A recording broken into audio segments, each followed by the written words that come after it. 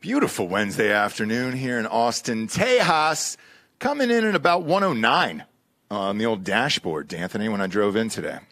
I always wonder how accurate those things are. Do you? I think it feels hotter. Where's the thermostat exactly? Is it exposed to direct sunlight because that's going to change things? Is it inside of something that's building up, superfluous humid heat? Sure. I don't know. I've got a little rubber Jesus on my window. And if he's sweating, you can tell it's too hot to go Correct. outside, yeah. So if he's starting to lose clothing, then it's above 110, and I'm probably going to stay in the AC for a little bit. We got a very funny comedian on today, Bret Ernst. Will be joining us here in a second, star of Cobra Kai. He's got a new special out now on YouTube called Domesticated Animal. In the meantime, we told you if you kept buying the Hard AF Seltzer from hardafseltzer.com, it would go into stores faster. We got 6 new stores today in the state of Tennessee. Bluegrass Markets on 553 East Main Street, Hendersonville, Tennessee. Corks Wine and Spirits, 3078 Village Shops Drive, Germantown, Tennessee. Jack Brown's. This is our first burger joint and bar down there in Chattanooga, dude. Jack Brown's. I could fucking rock there one night, by the way.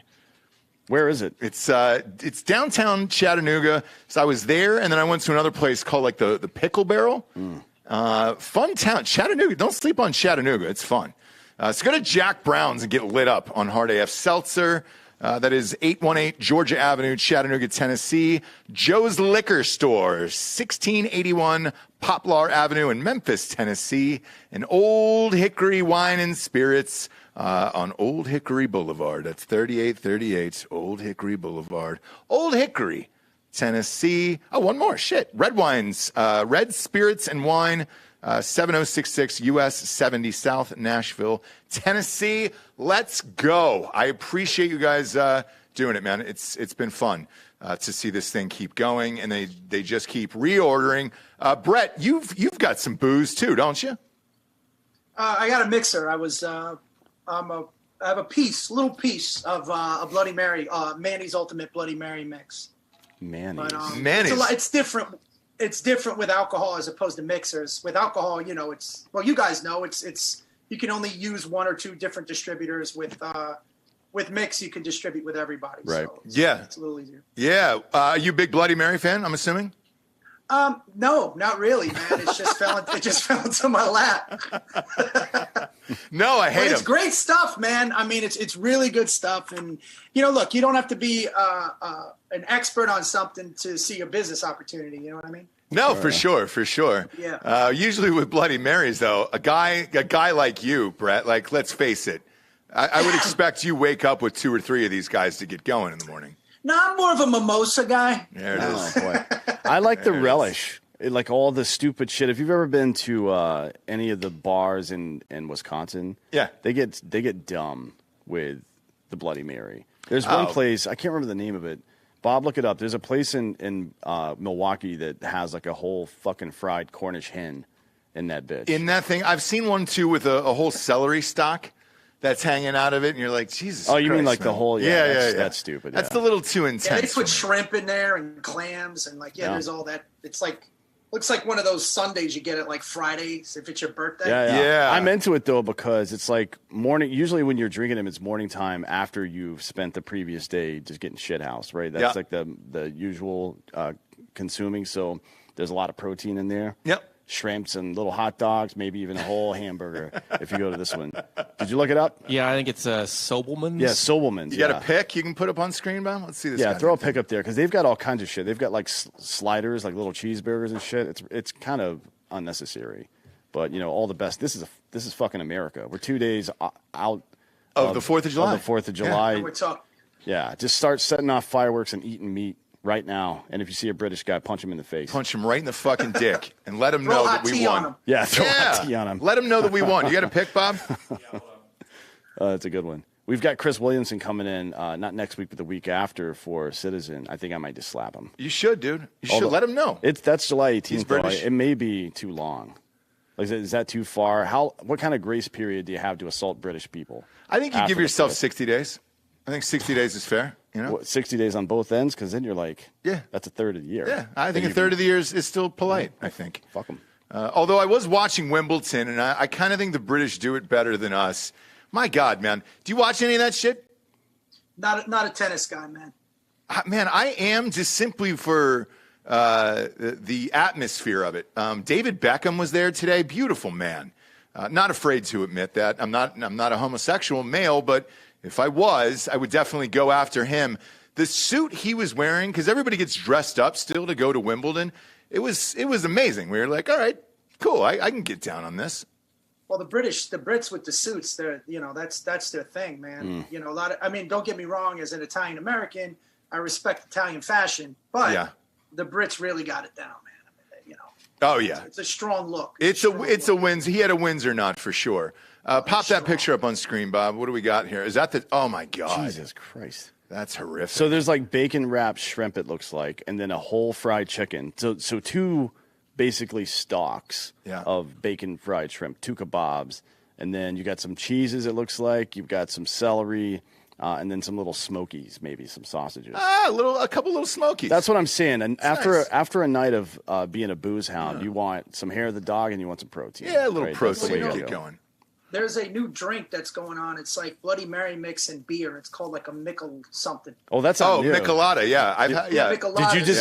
Did you just meet your first Mexican recently? Because they've been drinking that for as long as I've. Oh yeah, a long fucking time. But we're down in Texas. Like that's commonplace down here. Yeah. Do you like it?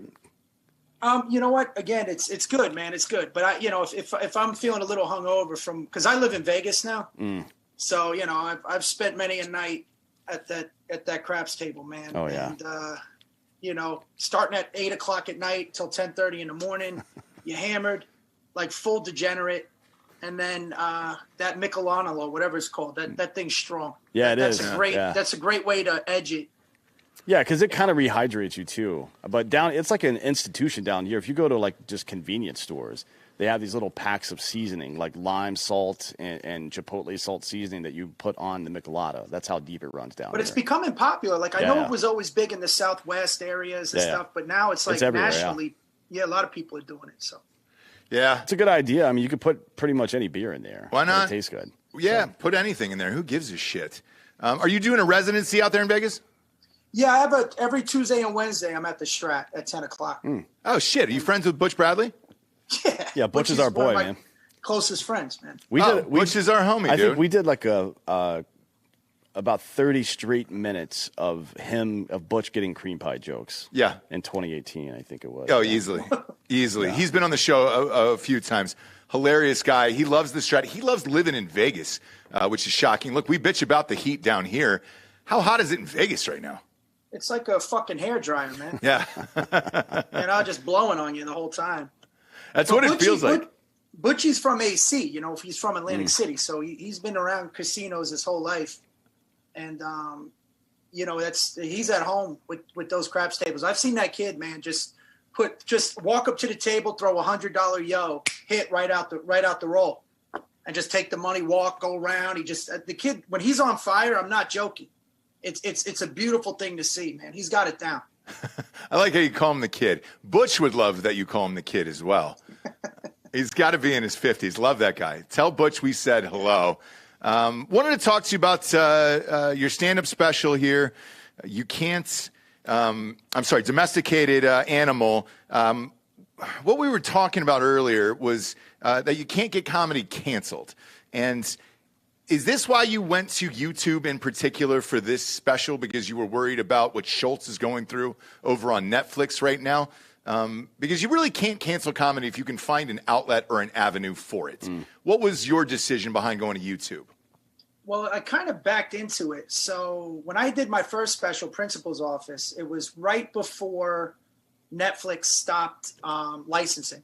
And I had put about 20 grand into this thing, and I was going to shop it. And this was back in 2018. And, and Schultz is a very dear friend, and Mark Norman too. Like when I was at Skankfest in Houston, I am the first one to put it on YouTube, right? I was the very first one back then. And it became successful in the sense that, like, I had one offer, but it was a Mickey Mouse offer. It was like I was barely going to even get my money back, and I couldn't own it. So I cut it up, and I wanted to cut it up and share it. But long story boring, I had over 4 million views on the hour. So my YouTube channel got monetized. So I have numbers. I know how much I make a month off of my YouTube channel now. So I don't really.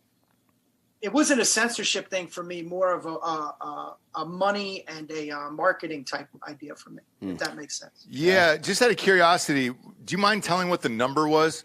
Because I can share some of mine on the movie back end as far as what Netflix is paying and shit like that. It's all, what they don't, as far as what they offer. Yeah.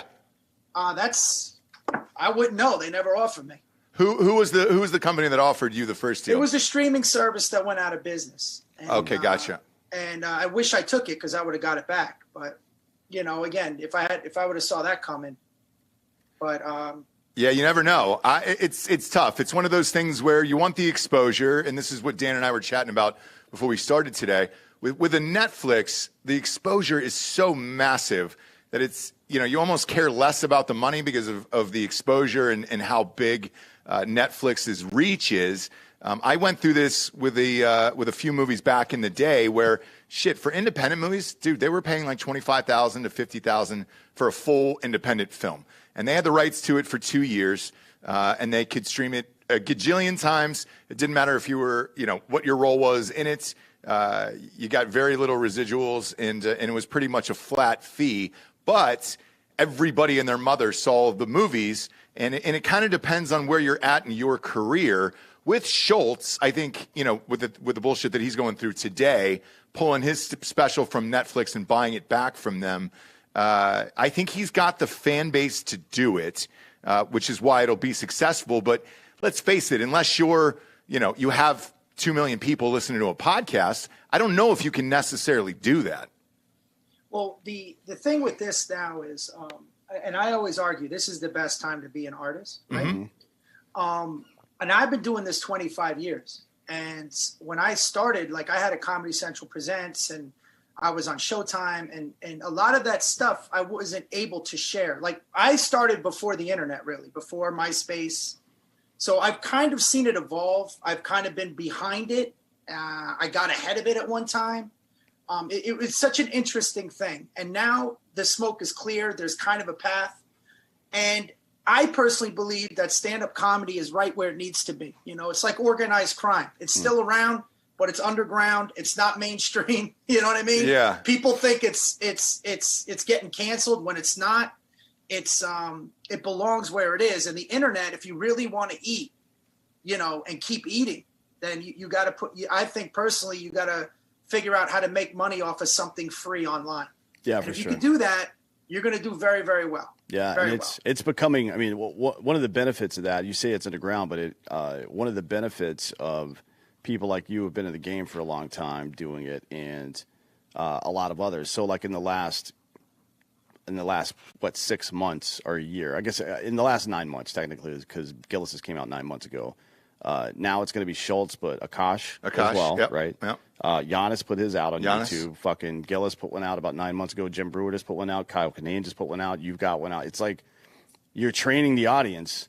Be like, if you want to see some actual good comedy with a bunch of bullshit corporate influence, this is where you come to see it. And it also happens to be in a place where you can put whatever you want on there and you can monetize it. You know what I mean? It's a creator economy. This is 100%.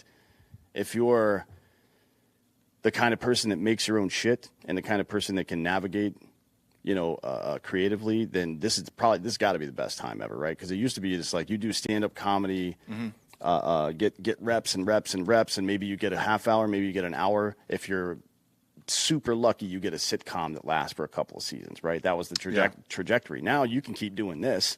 You can keep going out on the road and making money while you're making money. I mean, basically, right? And then all the money comes back to you on the back end instead of having to negotiate these crazy contracts and be like, hey, what if you didn't say this? What if you said this other thing? Like, dude, shut the fuck up. Yeah. I'm going to say whatever the hell I want. If they can pay, if they're giving you 7 figures like they did with Chappelle, or if you're at that type of level. Well, that was 8. you're not going to. It is 8. Yeah, it was Yeah. 60 million or For something. 3, yeah. Yeah. I just assume any million is 7. But if you're at that level, then you can negotiate. Look, this is what you're buying. This is what it is, and this is what it's going to be, and you have to show it this amount of times. If you don't have that type of leverage, I think you need to create that leverage, and the only way to do that, By the way, I jump around a lot, so forgive me. No. I believe this is something I've always thought. There's 320 million people in America alone. If I could get 1% of those people to give me $1, that's 3.2 million. I'm good. Yeah. So if you can get, as an artist or as somebody that and that just wants to create, that's all I've done. That's all I've ever done. That's all I've ever wanted to do. And you run into some snags, whether it's a political agenda, which that took a hit on us. Reality shows took a hit on us. There was all these things, and like when I first started to what it was to what it is now, it's 2 different Hollywoods. You know what I mean? Yeah. But if you can get that audience, and that's the key. So if you could create something that is like a commercial, but you could still make money off of that commercial, it's great, man. It's a strong move. Yeah. It's like making money to work out. I mean, which is that's a good pivot here, because one of the other things that's happened in the comedy scene over the last couple of years is now people who have generated their own audiences online first are now doing live shows at comedy stores or comedy clubs around the country, just because they either they host a podcast the booker sees the amount of traffic and fans they already have. Like, well, I don't give a shit if you're good or not. You know what I mean? Do they do that to you? Do they go through your YouTube numbers and be like, all right, shit, this guy had 4 million on a special. I'm going to give him a little bit money more on his next headlining gig. I mean, again, and I discuss this with a lot of my veteran friends that I've been. Look, you have 2 types now going on. You have these younger comics that aren't really that funny, but have put stuff online because they have a massive following. They're not thinking long term in the sense where people will only buy a ticket once. Yep. Right. So once you put that out there, and once they pay to see you, that show's got to be good, or they're just going to be like, I just paid $200 a ticket for this. You know what I mean? And you can't blame the clubs for booking them. And then you got the guys that are like my age, a little bit older, that refuse to embrace the internet. But if you ever see them on stage, you'll be like, holy shit, this is one of the best comics I've ever seen. But he's antiquated in the internet, and I think there's that happy medium. Yep. But I do see a lot of younger comedians trying to go viral more than putting the work in on stage, and I think that eventually is not a smart play. I think it'll bite you in the ass in the long run. Well, speaking of which, what's your thoughts on like a King Batch? Somebody like that who has a massive Instagram and YouTube following, and now he's doing stand-up comedy and making it probably a shit ton of money, I'm assuming. God bless him. I mean, listen, the comedy table's infinite, right? It's like rock in the 70s, man, or music in the 70s. That's arguably one of the most creative eras. As long as you're bringing something to the table, everybody's going to eat. You know what I mean? There's not a limited seats. And the more, the better. Like, the more good comedians, the more people buy tickets to, they see, they go. It creates a boom and an economy. It's like the podcast world, man. I remember when there was like 3 or 4 of them, and now everybody's got one, and the cream is rising to the top, and people that are really good are standing out, and it's become its own thing. It's not, you know what I mean? And it becomes its own little economy and its own. And if these young YouTube guys want to sell tickets, like I said, if people are going to buy tickets, then God bless them, man. Let them do it. Yeah. I got no beef with it. I got no beef with it. Yeah, and by the way, what you were describing is similar to our show, actually.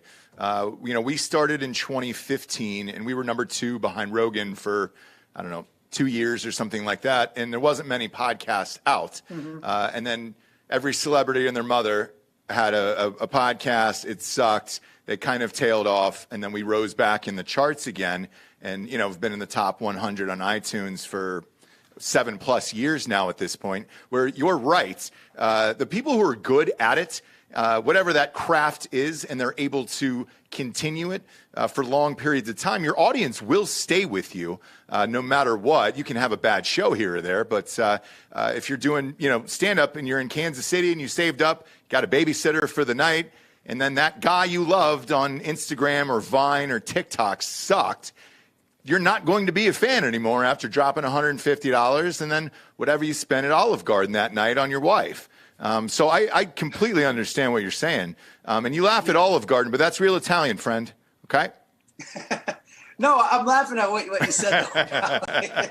What you spent at the dude, because as a man, we think that way, right? Like if we go out and we get laid, it was worth it.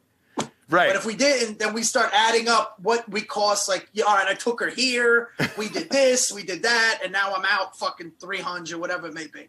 No, but getting back to the stand-up thing, man, it's look, I'm one of those people. I love that there's an expression, but I use it for talent. The actual expression is the truth is like a lion, just set it free and it defends itself. Talent is the same way, man. Nothing can stop you if you're really good at what you do. It may take longer, but if it's taking longer, that means you're doing it right. You know what I'm saying? Yeah. And these people that want to get, like, I always ask myself, did I want to be Led Zeppelin or do I want to be like, New Kids on the Block, where you make $100 million in 4 years and maybe you're remembered for 2 songs, or you've got a body of work. Either way, I'm still rich. You know what I'm saying? So you really have to. It does. And it's always been this way in entertainment. There is that, what separates the artists from the comedians, from the people that are really podcasting to people that are podcasting just to say they have a podcast. It's always been this way. It's just the same shit, different medium, so to speak. Mm. It is. Yeah. Speaking of different mediums, you're starring in Cobra Kai on Netflix. Now, my child knows who you are because he's a gigantic fan of that. But I would imagine you can see the difference in the two worlds of doing stuff on YouTube and then having a massive show on Netflix. Yeah, there's a big difference. And the irony is we started on YouTube. Yeah. Cobra Kai started on YouTube the first 3 seasons. We were on their YouTube premium site. Like, they were trying to compete with Netflix. Mm-hmm. And then Netflix acquired it during the epidemic or whatever, the pandemic. And then, boom, it took off. And it's cool, man. I mean, it's the first time I've been on a show regularly. And I've never been on a show this successful. The cool part is that a lot of young kids do watch the show. So, your whole fan base has changed from those, scumbag fans of mine that enjoyed my comedy to now you've got these nice kids that come up to you and they think you're, it's almost like feeling like a professional wrestler. Like, is he real? Is he not real? You know what I mean? And they ask you questions like, why'd I burn the car? Yeah. They start asking you questions about the show, and you play along with them, and you get a lot of birthday cameos for like 13-year-olds, and it's pretty cool, man. It's really a big difference. And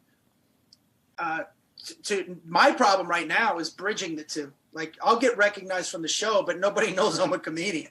Yeah, and that happens to a lot of people, man. I mean, shit. I know you were on Bert Kreischer's show a few weeks ago. I knew Bert way back in the day. If you look at Bert's early on career, he was hosting, family-friendly programs for like Discovery and shit like that. Bert the Conqueror and everything else. And now he's, shirtless every second of the day, drinking his face off, partying around the world. It was almost. Which he was like that. He was like that when he was doing a show, just nobody knew. Oh, 100%. It's like Bob Saget. He's playing Danny Tanner in the background. He's like, "You fucking cunts!" like all the time. That's great.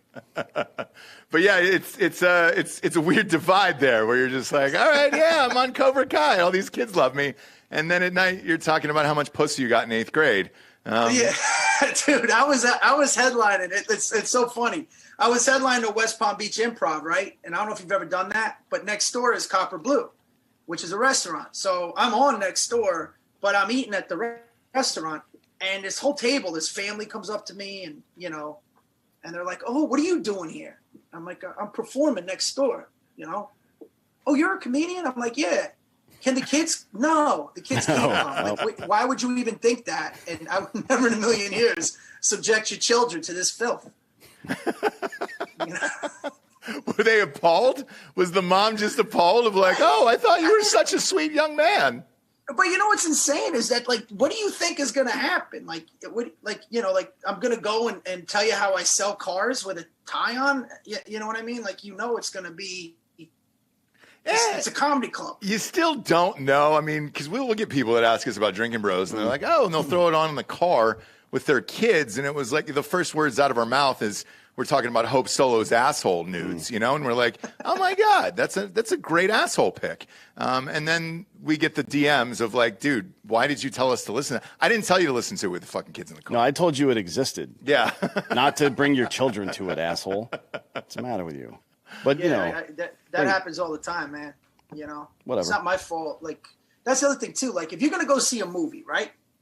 You're gonna check out a review. You don't just show up to the theater and go, "Oh, I want to see this," and then take a chance and then you're gonna review it before you go see a comedian. Now you can check them out online. You know who they are.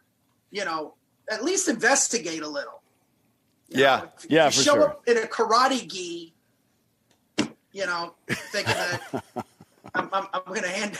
I don't know what you're thinking. Yeah, it's all dad lessons. Yeah, in that one. Yeah, it's Jared and I used to tell this to any woman that would potentially date us. Like, there's literally 1,000 hours of me being myself available on YouTube right now. Yeah, audio and video. Yep. You can go do your research. Don't complain to me a year from now. Yeah. When things aren't going well. Same person. Yeah. Okay. I haven't changed, and I'm not going to. Really, really sorry about that. Well, I'm not sorry about Me it. neither, dude. Yeah. But I'm. That's what they do. That's what they do, bro. That's why I'm divorced. That's what they do. I've never understood. It became a thing over the last couple of years, and it's I don't want to pile on like Akash and Bill Burr have been on this tip for a couple of years now, but. Like 30-year-old white women showing up to comedy shows with the intent of becoming offended and then saying, like, getting involved in the performance. Yeah. What's going on in your life that you chose to use your recreational time to try to come get in a fight, a verbal altercation with a stranger at a comedy club where everybody else is trying to have fun? You know what I mean? Yeah, and I'm sure you get that all the time. Yeah, I mean, look, it's way more positive than negative. It's just hard to ignore the negative. Yeah. I don't really care if people don't think I'm funny or they don't like me. I just take pride in being a very well respected and honest comedian. And then, I just finally got online on TikTok and all that stuff. Because I was like calculating when I was going to release the next special to gear up for the third special, right? Mm-hmm. So people are accusing me of stealing my own shit. Like they're looking at a video from 2006. And they're going, yo, somebody did this bit. I'm like, yeah, me, jerk off. And I've been around since 96 or whatever. So everybody knows me. You know what I mean? Yeah. But the comments you get, and it gives you insight to how people think, right? Like I got this bit about me talking about my brother when he came out, right? Because my brother was gay. And somebody wrote, you're not helping us by putting something like this out. I don't give a fuck. I'm not trying to help anybody. I'm just telling the story of what the fuck happened. You know what I mean? Why do you think that this is they give you their goals and their objectives to they're supposed to apply to my intentions. Does that make sense? Mm-hmm. Yeah. It's annoying. There's something though. You said your brother was gay. Is he not anymore? Well, he passed away. Okay. Sorry to hear that. Sorry to hear that. But oh yeah, it's all right, man. But they come at you sometimes. But I'm also on the flip side of that too. When comics say it's my job to be offensive, it's not your job to be offensive. It's your job to be honest without caring about offending people. Right. There's a big difference. And as long as you're coming from a real and good place, you choose to do what you want. But I think there's a huge difference with that because you see some of those comics that try to push the envelope, but it doesn't seem authentic, if that makes sense. Yeah, they're called edgelords. That's what those people are. Edgelords? Is it called edgelord? Edgelord, yeah. It's like somebody that just tries to be edgy for its own sake, right? I've never heard that term. Like Howard Stern, for example, right? Although, he had a pretty charming personality, so it turned out well for him for a long time. Sure. But a lot of people have tried over the years to imitate that style without that actually being who they are. You know what I mean? Right. Like if you're droll, be droll. It worked for Mitch Hedberg, right? Yeah. Like find a way to do what you do well. Uh-huh. Don't try to mimic somebody else, and don't try to like project either. It doesn't work. Like it's so it's so off-putting to see somebody like really trying to struggling through trying to do something that isn't what they're good at. It's not fun to watch. Yeah, I've seen comedians. It's the opposite of that woke shit. I'm sorry. Go ahead, buddy. No, I've seen comedians do that over the years, where somebody gets hot at a particular genre. Let's just say, I'm not without saying their names. Like, I'm a whore. I've seen some female comedians, and then it switched, and it was like 5 different women who are like, "Oh, I'm a whore," and tell all these whore jokes, and you're like, "Man, I fucking know you, dude. Like, you're not. You're a super hard worker. Like, you've never been a whore." But a certain genre gets hot, and then some people will switch and try to ride that wave for a little bit. And then what I was going to say, the opposite of the trying to offend is the woke movement, which that's a train. The virtue signaling is just as bad as I'm going to shock you. It's stop, dude, stop. Just stop. Stop with all the bullshit, or just, get the fuck off. Like, to me, woke comedy is like Christian rock. Yeah. It's garbage. Like, it has to be real and painful in the beginning, whether it's an embarrassing moment that made you feel bad, or a tragic event in your life, or, there's a vulnerability in the creative process, I think, in art, that has to be genuine. Now, it doesn't necessarily have to be like fucking something awful where, but it should be based in some type of truth other than the way you think the world should feel. Does that make sense or no? It does. I'm trying to think of who the woke comedians are, though, because I don't know that I've seen any, or They're in a lot of local scenes, especially in New York and LA. It doesn't affect me at all, but I could see how it could hurt people coming up. You know what I mean? And no, there's a shit ton of it, bro. It's the same thing that went after the Chappelle, for his story, the story about the girl and the sticks and stones, whatever it was. Yeah. There is a sublet of people on both sides that attack us, and the best is when you get attacked for the same joke. Yeah, and sometimes it's comedians themselves. Like, shit, I just saw, I read an article with Gerard Carmichael the other day, and he was talking about Chappelle, and he wasn't happy with the trans jokes in the specials, and he was like, if you Google Dave Chappelle, the first thing that's going to come up is trans, and it's like, bro, Chappelle's had an unbelievable career for many, many, many years. Like, I don't think of that as the first thing when I think of Dave Chappelle. Do you? No, but it became that because of the media and what they did with it, and I'm glad Netflix put their foot down and said, no, we're not bending over. There comes a point when a joke is not hate. A point of view and a conversation, again, I've seen it when I first started to where it is now. The pendulum's just gone back and forth. It's still the same type of person. Yeah. It's still that same personality type that just don't allow, they want you to feel the way they feel. But I do think that woke culture is also exaggerated. You know what I mean? Like, the cancel culture is also exaggerated. When I'm in about 35 cities a year, man, and most people are cool as fuck. And, most people come up to you after the show, and if you had a good show, they let you know. And that's the majority of America. That's what it feels like, yeah. And the same with us. We do live shows all over the country, and I say the same thing. Like, it is rarely what I read in the media. Nobody really cares about jokes. They're not that offended.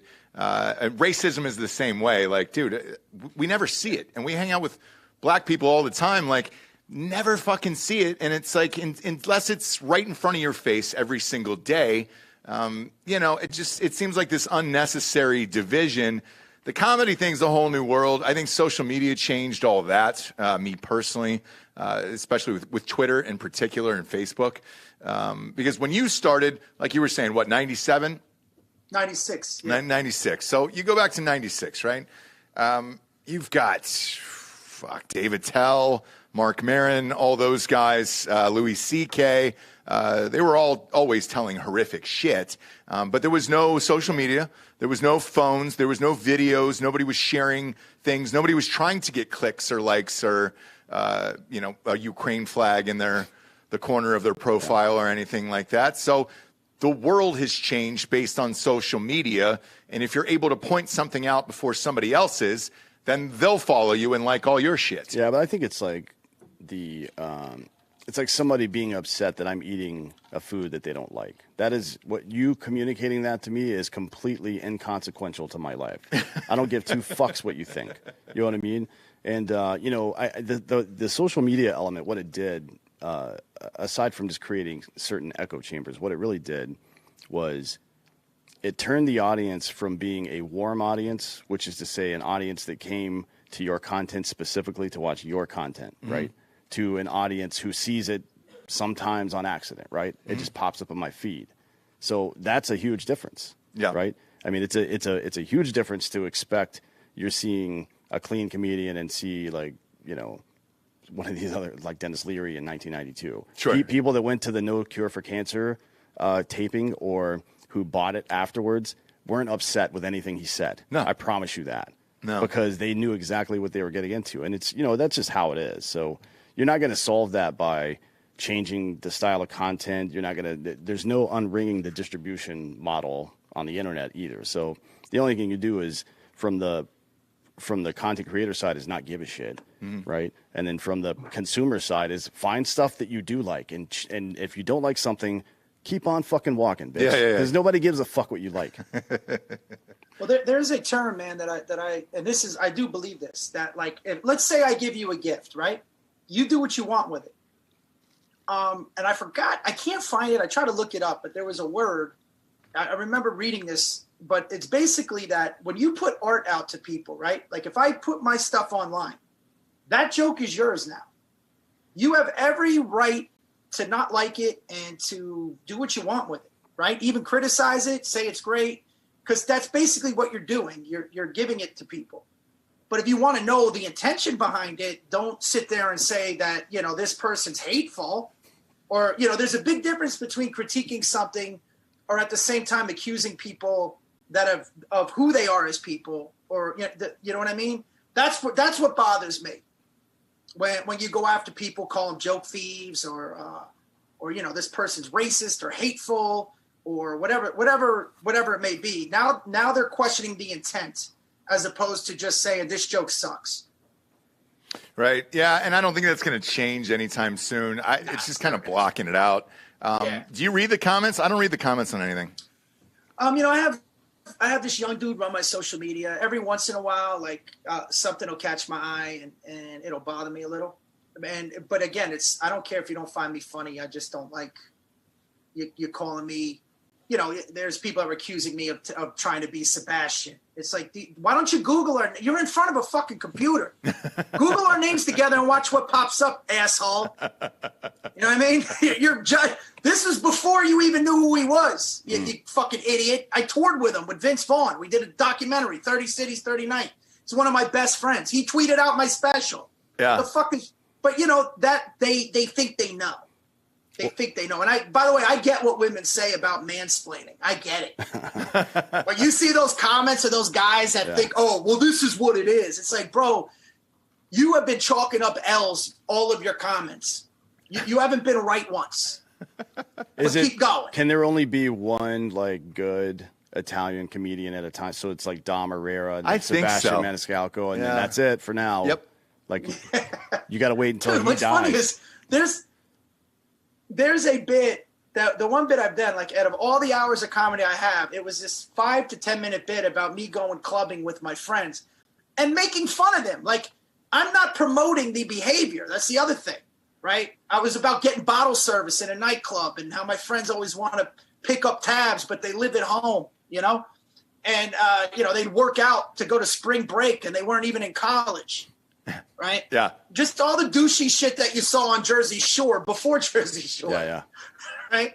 And but it's like 5-10 minutes of everything I've ever done. Like I don't really get into that type of humor. but no, yeah, there can only people like to group but again, to say it doesn't bother me, it does, but does it affect me? No. Okay.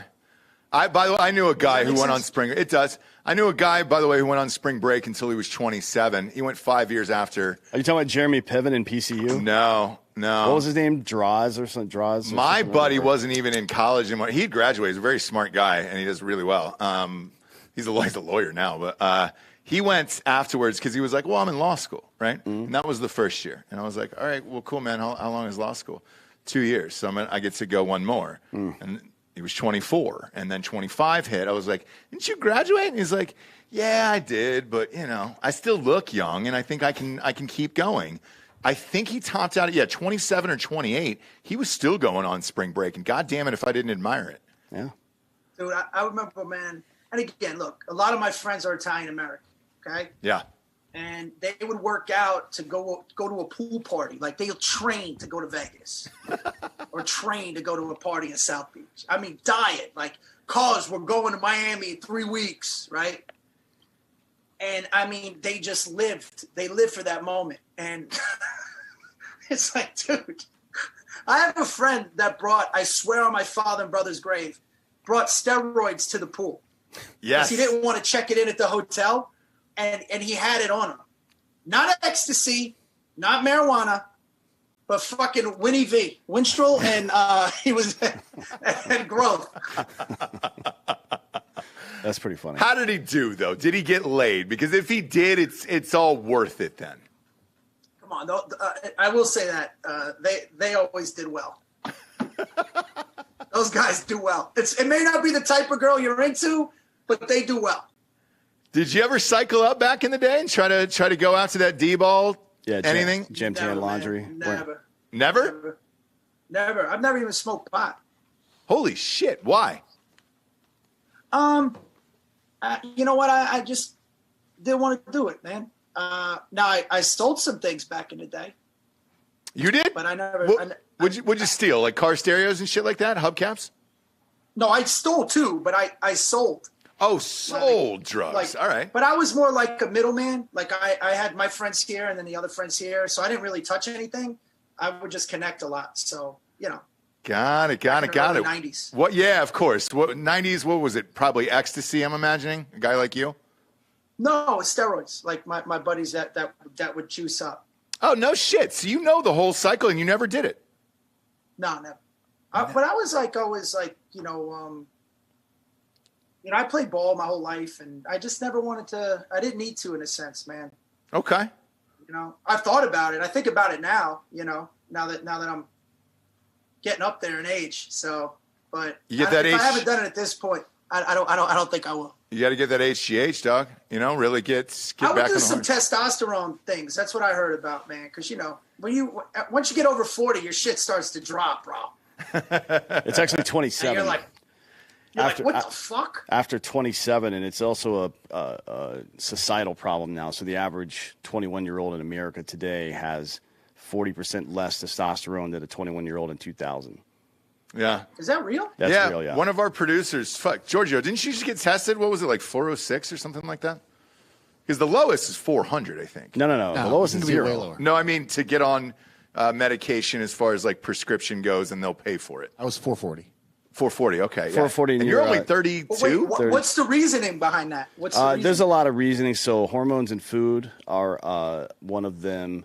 Single-use plastics. Is it the music today? No, the music. The music is actually a result of the lack of testosterone.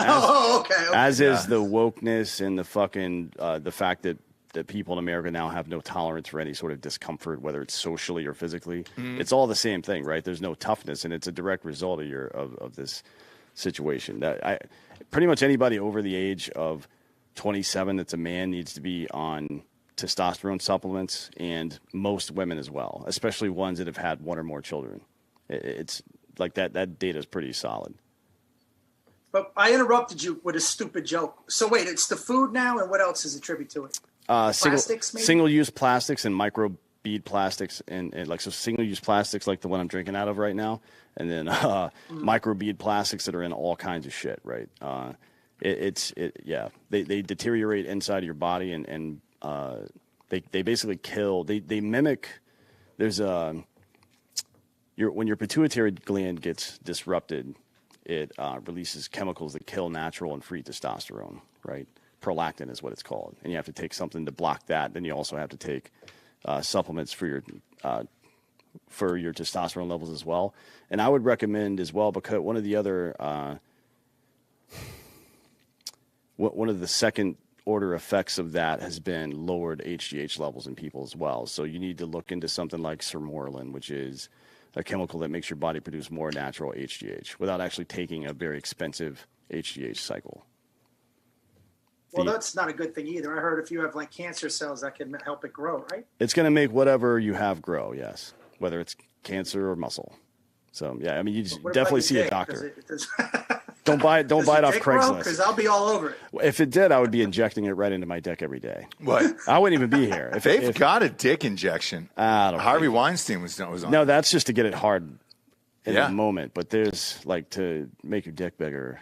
Oh, you can't do that. But you could. He had an assistant who was injecting his dick to make it hard. That's why he was freaking out on girls, because he had 2 hours to do something with the boner. So he was in a real bad time crunch. Harvey. I wonder how much that job pays, because Snoop has a dude that he gets paid $60,000 a year, and his only job is to roll blunts for Snoop. And he raised it. I saw that. He rolls them tight. Oh, yeah. He's a fucking master. So how much are you getting paid to, one, inject stuff into your boss's dick, and two, not tell on him for raping people? I think that's a hundo. It's got to be at least. He was giving her under fives in some of the movies. Yeah. It's whatever a vet tech makes plus the bribes. Yeah, plus the bribes. I'm going to say 100, 120 for a job like that. Plus like cameos in movies. Yeah, obviously. Yeah, that's what I was saying. Maybe a couple under five lines. She plays the waitress. Hey, can I take your order? Yeah, she's got to take that local hire money. Yep. Shoot up that ding dong. Let's get the massage going. I'm a little tight. And what's that all look like? Does she hold it flat in her hand like this, like a little worm, and then, or is it like, is it in some kind of, is it in something? Does he like sit it in something like a saddle or something, and she injects the dick? I want to know how it works. I think you got to hold it up and get some height to it, and then go into the shaft, probably lower third shaft area, and then the balls hang. The first part of this was a joke, and now my dick hurts from thinking about it. Well, could you imagine though? Could you imagine if you have to go through the taint? God, that would fucking suck. Like when the dentist, you know where like it goes right here, like that's where you got to go up. Yeah, that's where the lidocaine goes in. Why don't you just take Cialis or Viagra? I don't think it was strong enough for him. Yeah, it wasn't. It wasn't strong enough for him, so he had to go with that dick needle. Yeah. Yes. When something's fucked up like that, the needle's your last kind of hurrah when you do that shit. So, yeah, he was forced to. Well, it explains why he was a piece of shit then. Yeah, because he literally had 2 hours to do something with that fucking boner, or that's it. I mean, I would imagine that needle wasn't pretty, didn't feel that great. So I mean, I would imagine whatever they're shooting is going to be oil based, and to shoot oil based, you're going to have to use a needle that's no smaller than probably like a 21 or a 25 gauge, something like that, because otherwise it won't. You know your stuff, buddy. Yeah. Where'd you guys grow up, by the way? If you need anything about drugs, dude, he can tell you. I'm from Atlanta, Georgia, originally. He's from South Carolina. Yeah, Greenville, just north of there. Yeah. But I had a house up in Jersey. I know all you fuckers up there. I had a house in LBI for years and years and years. I know all you motherfuckers up there. I mean, it's still sketchy where you're like, all right, there's some sort of connection to somebody else who will show up with a baseball bat instead of a gun, just to reinforce the fact that they are from Jersey. Yeah, I think, what would be really fun, instead of 6 degrees of separation from Kevin Bacon, it would be like Italian dudes from Germany, and how far into their Rolodex you have to go before you find some like an actual made guy. Yeah, like an actual mobster, right? It can't be that far, right? Listen, man, when I was growing up there in the '80s, man, it was just common. It was just common. Yeah. Well, now they're having to be a lot more careful. It got out of control for a while. Yeah. Like it got really violent for a long time, and then it just died down. Well, Gotti fucked it up, man. Gotti's ego fucked it all up. Yeah, but it was getting a little crazy before him. But he's like, there's a couple guys that were like wild. Oh yeah, his underboss who was murdering everybody and then turned on Sammy the everybody. Bull Gravano. Yeah, then he got caught again. He's got a podcast now. Yeah. He got popped again with his wife like a couple years, maybe 7 or 8 years ago, for selling ecstasy in like fucking Phoenix or Scottsdale or some shit. It's That's how they found Arizona, him. He had an ecstasy ring going up there in Arizona. Now, you can't see this on your side, and we can't post this on YouTube, obviously, because we're live. But, Bob, is that the dick injection right God, there? It's right below the head. Is it really? Is that what I'm It's right seeing? below the head, Bob? Ooh. God damn it. I just feel like I think it's safe to post, right? That's way worse than the taint. If it's going into the head, that's way worse than the taint. Wait, that looks. I didn't Hang think on. of This is that. base. This Yeah, is that's even in the base. That's base. That's down by the shaft. That's exactly where I pictured it. Yeah. Yeah, I called that. I don't. Yeah. I Man. don't want to see this anymore. That is not good. It's like an insulin needle. So, you're going to feel it for sure. Right in your dick, huh? Damn it, man. That's pretty long. Like, you could put that out through the other side if you slipped. You know what I mean? Yeah. That's not an insulin needle. That's probably like a 25 to 28 gauge needle, and they're about a half to 1 inch long. So one's for testosterone, TRT? Yeah, like an insulin needle you use for subcutaneous injections. This is for intramuscular. God damn it, dude. And that's a black guy, too, huh? Yeah, That's a fucking hog. No, I think this is an Italian penis, actually. You think so? Is Yeah. it? Yeah. Is it doing this? Yeah. Is it Papa Americano? Is that playing in the background? Or? It's a lot of hair on it. Yeah, that'd be a good game It's got show. a chain. Yeah. It's got a chain around it. Does it have a chain around it? Like a gold to silver chain? That'd be a good game show. I think guess the dick's ethnicity game show. That'd be fun. Yeah, like if this guy's dick was laying on an Avicii CD, and it was like when Levels came out, and you're like, oh yeah, that's definitely a Jersey dick right there. That's an Italian guy. It looks black to me, Bob, but whatever, man. We'll debate about it after the show. We'll call the guy and ask him. I'd like to get more info on this guy's penis. Would you look him up, Bob? That'd be great. Can you submit a Freedom of Information Act request, a FOIA? On that? Yeah, let's get a FOIA on that guy's cock. See if the and then government's see what got any happens. info on that one. See what happens there.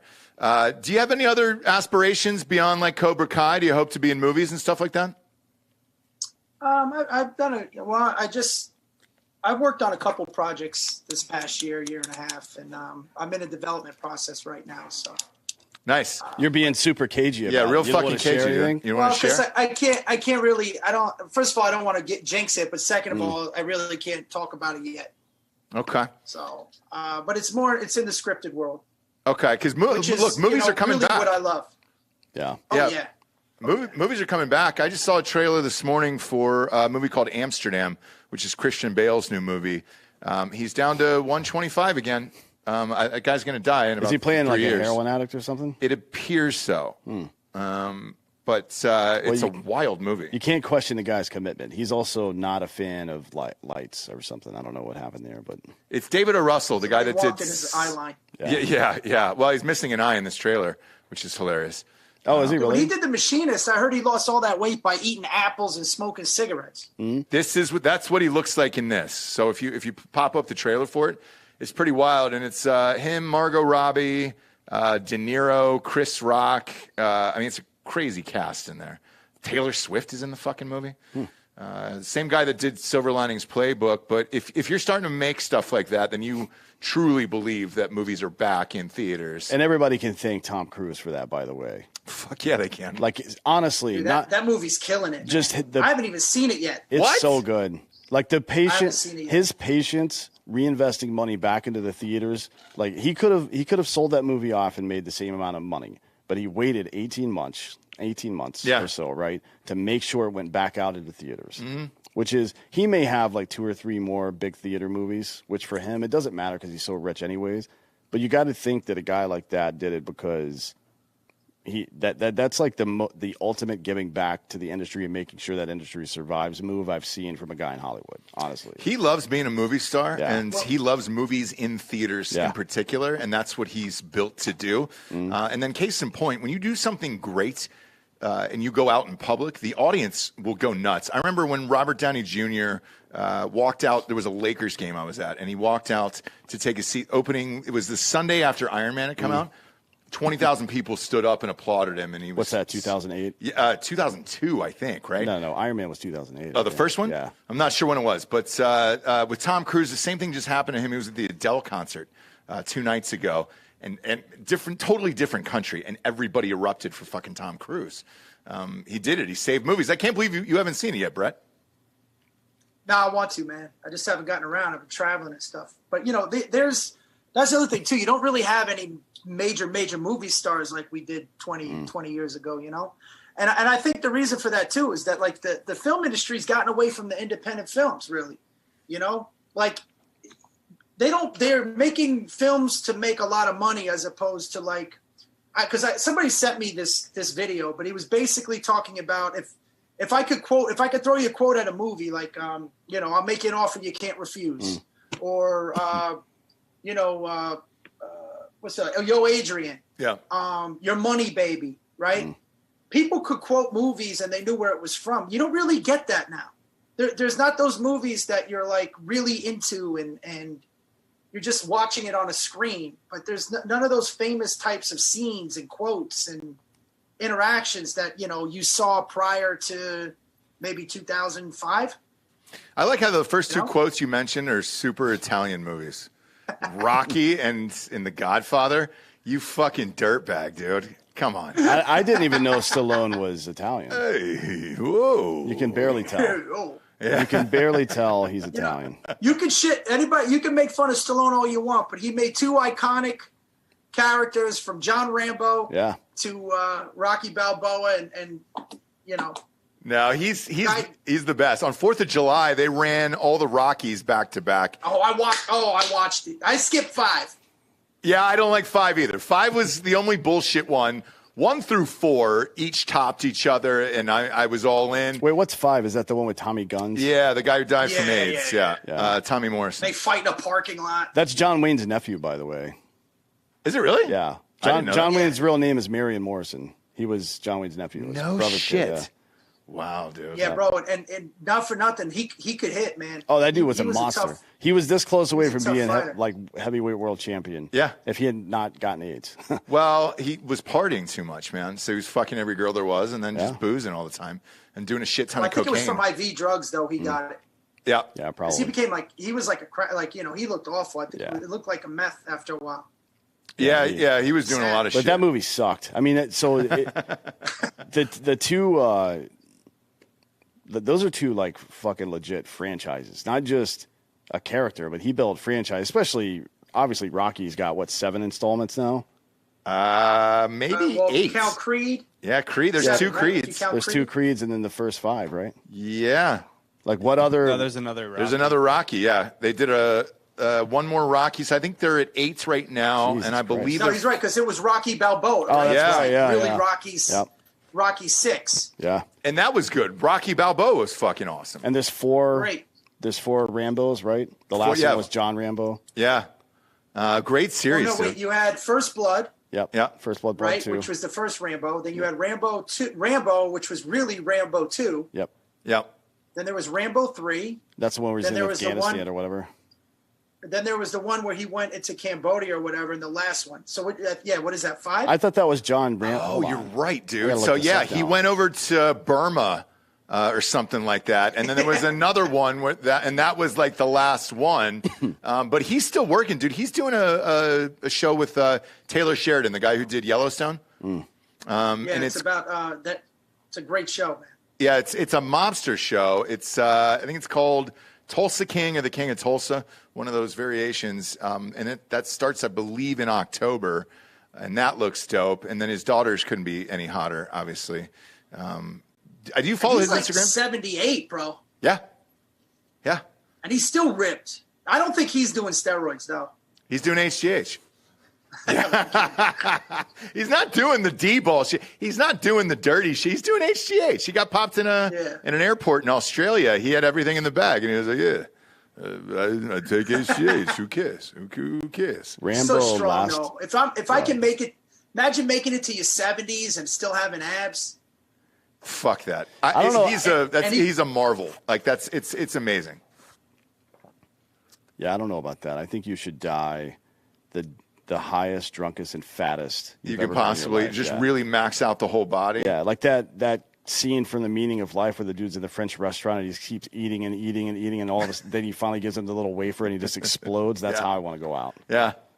I think you should get all the tattoos, all the food, all the things, everything else. Yeah. I'm going to go hard in the paint with the drugs when I get to my 70s. That's a good time to start. Yeah. Yeah. Like get fucked up. No coke, but like start with like micro dosing and then, get into like acid and then maybe do some ecstasy and just go from there and see where it goes. Well, hit me up. Yeah, hit him up. Are you married? Did you get remarried after the divorce? I just got divorced, yeah. Okay. I got divorced like 2 years ago. Yeah, because your wife would probably have to be cool with that. Or you got to move back into a house with your old buddies again in your 70s and be like, all right, it's the five of us. Let's just get fucked up and do drugs all night. So it's like that movie with Tim Allen and all those guys where they take one last motorcycle ride, except for Wild Hogs? Yeah, Wild Hogs. Except for this one, you just buy some like dumpy fucking trap house and you just all get fucked up until everybody's dead. Dude, I'll take my old ass Guido friends. We'll go down to the Jersey Shore, get a shore house, be in our 80s. I would watch that show. Fist pumping like this. Yeah, go down to Seaside Heights and just really fuck shit up, dude. Go back to the clubs. Because at that point, you hope to be rich enough where you can buy the bottle services for everybody and then just, really do anything you want. And have Narcan shots lied around too, right? Because everybody gets 15 or 20 chances in that scenario. Just keep hitting it with Narcan. Who did it right was that 90-year-old guy. Remember the guy that married Anna Nicole Smith? Oh, yeah. Oh, yeah. Well, Marshall. He had millions, $100 million. And he would just, and before he died, he didn't even clarify who got what. And then he let those kids that mooched off of him all these years fight it out with his fucking 10 that he married at the time. And he just rode up into the sunset, a fucking gentleman. Yeah, because once you're done, you're done. So what do you give a shit? I don't give a fuck. And their wedding photo is still one of the greatest to this day. Bob, can you pull up Anna Nicole Smith and his last name was Marshall, their wedding photo. And it's so good because this guy is 1 foot in the grave and the other one's still in a wheelchair. Did you ever see the video where at Christmas and she's talking, he's like, she goes, "Hey, you want your gift?" He goes, yeah, just put the hat on. And she had to put the Santa hat on. And he's just staring at her. There it is. We're going to put the picture on screen. Look at that happy couple. Oh, my God. Oh, that looks like the Pope John Paul II before he finally went out. He's just sitting there drooling on himself. That's a good way to go out. That's a great way to go out. Oh, it is, for sure. Yeah, you can either do it in a fucking nursing home with some fucking 5, or you can get a lot of money and have a 10. Yeah. It's your call. Or do this, man. Just OD on pussy, bro. Right? Like, get the injection, because that's what you're going to need. Yeah. And let's bring in as many girls as you can and just OD on it. Just have them all sign a waiver like, I'm going to get fucked until I die. Yeah. And vagine everywhere and just go out like this. Why not? And then just say, look, you can casually just leave the room. No one's going to say anything. I will write a note, and then we're good. Like, tell housekeeping on the way out, you know? Yeah, when my pacemaker stops, Venmo triggers an automatic $1 million payment to all of your accounts. So. By the way, none of our scenarios here include, feeding people or No, I'm not doing charity. Fuck that. We're fuck that. No. As a matter of fact, I'm going to burn down some charities on my way out. Dude. If it was between feeding starving children, 8 starving children, and know that they would live, versus 8 tens in Vegas, prostitutes, the high-end prostitutes, you know the ones I'm talking about, the ones that the bellhop knows, where you go down to him and you're like, hey, dude, I need somebody clean and high class. Then those fucking kids are gonna die. That's what it is. I mean, you would want to do both, but if you have to choose, yeah, fuck them. I'll tell you what I would love to do, man. If I knew I had a week left, I would love to rob a bank. You know, there was an 3-year-old guy who just did that. And really? Yeah, he just robbed a bank. We did this story, I think, a year ago on Ross Patterson Revolution. And they were asking him, why he did it, because he was so old and slow and all that other shit. And it was the same thing. He was just like, I just always wanted to do it, and I needed some money. And he's like, this is the end of my life anyways. And I think the judge, I believe he only got, do you have a picture of him, Bob? There he is. I think he only got like 5 years because they felt bad. Look at how fucking old this guy was. And God bless that guy. And he walked in like, I mean, he walked in like Joe Biden. So like, I mean, he's frail, he's shaking, everything else, and you're like, all right, who the fuck is this guy? And then it's like, give me all your money. You had to laugh at first. Did he pull out a gun? Did he pull out a gun? Stick up kid? Bob, I believe he had a gun, right? Yeah. If you're gonna do it, suicide vest is better, to be honest. And it's better for the escape as well. So even if it's not even a real suicide vest, you want to have something that looks like that, and you want to be holding something that seems like a dead man switch, because that's going to keep you from getting shot by snipers, right? Yeah. Hey, if you guys knew when you were going to die, would you want to know? Like if you had the option, you want to know? Yeah, and I would immediately go to the National Sex Offender Registry and start murdering pedophiles until I die. Yeah, that's Dan's dream. Yep. That's a strong move. I think I could probably get through 4,000 or 5,000 before I got caught. Yeah. To be honest. If he kept up a good pace, like if he had proper directions. I don't need directions. I got GPS, homie. That's what I'm saying. Like, but you would have to have them lined up where it's boom, boom, boom. Yeah. Because these maps don't remember everything. So yeah. That's not a bad way to go, dude. That's a strong move. It'd be fun. Yeah. It'd be a blast. Me personally, I want to go out. Well, that kid didn't go out, but he almost did. He emptied out all of his savings, went down to Mexico, tried to OD on drugs and prostitutes and all that other stuff. But he survived. He survived. Now he's like in debt. Yeah, he's in debt, but right. he is happy to be alive, he said, and he learned a lot from it. I don't want to learn anything necessarily. I just want to go out that way. Yeah, that's another good reason to use the suicide vest, right? Because don't take any chances. You don't want to end up with half a jaw and brain damage. Yeah. Right. I saw something where some dude drank like antifreeze and he lived, and they had to move it just ate him all up inside, and you're like, oh, that poor guy, man. Yeah, it sucks. But wait, was the guy that went to Mexico, was he terminally ill? No. He was like just depressed. I think he was like 27. Yeah, he was young. He wasn't very old. Yeah. Trust me, he's got 2 lifetimes to earn all that back. Good for him. Yeah, he'll be fine. Yeah, he'll be fine. Yeah. But he did learn a lot where he was like, oh, shit, I actually want to live after that. So it was a nice story in the end. Plus, he got to do a bunch of drugs and fuck a bunch of prostitutes down there. And it was like 2 weeks. It's a great time.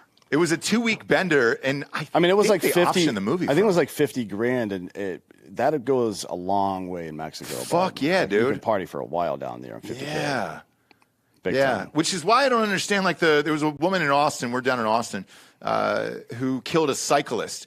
They were having like a lovers triangle with her boyfriend or husband or whatever it was, and then she was a white woman, and she just walked right on the plane with a yoga mat, and nobody found her until she was gone. One, she murdered a cyclist, which we're fine with. Okay, that shouldn't exist on this earth. We hate cyclists, always have, always will. But 2, if you did commit murder with as many cameras and everything that's around you, and you're in Costa Rica, why not just go out like that? I don't really get it. Go out like what? Like kill yourself? Yeah. You mean like party? Yeah, because Costa Rica. Kill yourself. Yeah. Costa Rica is a good place. Fuck yeah. Dude, Costa Rica's sick, and the Philippines is sick too, man. I've never been to the Philippines. What's that like?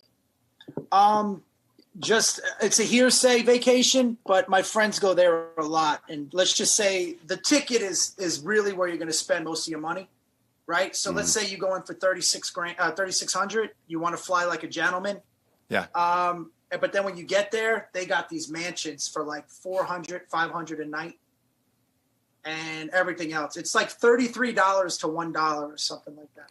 Okay. Yeah, so when Travis Pastrana jumped out of the plane without a parachute on and he lost his parachute license, Nitro Circus bought a place down there. Oh, that's right. That's right. Yeah. And basically what's been intimated to me is you can do whatever the fuck you want as long as you know the right government official to bribe. Yeah. Like blowing shit up, jumping out of stuff, and doing base jumping right downtown. Just whatever the fuck you want. And they're buying a lot of properties in crypto and shit down there. Yeah. So seems like a fun time. Bret, now's the point of the show. We get to the Drinkin' Bro of the Week, which is someone who has inspired you or helped you become the young man you are today. Who'd you like to give the Drinkin' Bro of the Week to? I got to go to my godfather, man. When I was a young man, I remember going out one night with him, and I was ordering Diet Coke. I was ordering Jack and Diet because I didn't want the sugar. You know, that was that stupid thing where, like, you know, I didn't want to gain weight from it and get a hangover. And And he's the one that put me on the scotch. And he told me to, drink scotch, Johnny Walker Black. It's great on the rocks. You sip it, you get a smooth buzz, you look cool drinking it, and you don't act like an asshole on it. And I've been drinking that way ever since. That's a good point, actually. You don't hear about a lot of bar fights that started with Lagavulin. I was drinking some really nice peaty fucking Islay scotch, and that dude just wouldn't stop fucking. No, it's mostly Bud Light and fucking Jaeger bombs that you get in fights over. But that was like some, guys 70s chest hair type advice. You drinking the scotch. And black is really it's a good call because it's a nice blue is obviously the best, but black is really good, man. It's really good. You can't go wrong. Nice. Check out Bret's stand-up special, Domesticated Animal. It is live on YouTube, on his YouTube channel right now. And then when does the new season of Cobra Kai drop? As of now, September 9th. They moved it up. So nice. Congratulations. It usually comes out in January, but September 9th. Well, thank you, man. Hey, I appreciate it, buddy. Thank you so much, guys. Man. Absolutely. Yeah, man, great. Thanks for being here, man. Fantastic comedian, fantastic show. Check out Bret Ernst wherever you can find him. The old YouTube's the best. Check out Domesticated Animal. We appreciate you being here today. Can I pump the website real quick? Yeah, it's easy. Fire away.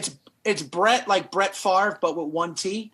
So it's BretComedy.com, and then all the links are there. And I'm going to tell Butchie you guys said what's up. So.